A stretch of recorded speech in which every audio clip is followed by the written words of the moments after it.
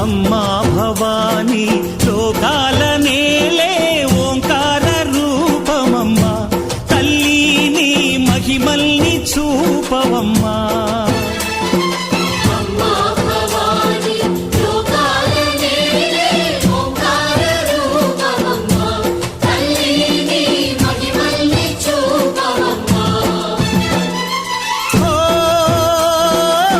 సృష్టికే దీపమా, శక్తికే మూలమా, సింహరథమే నీదమ్మా.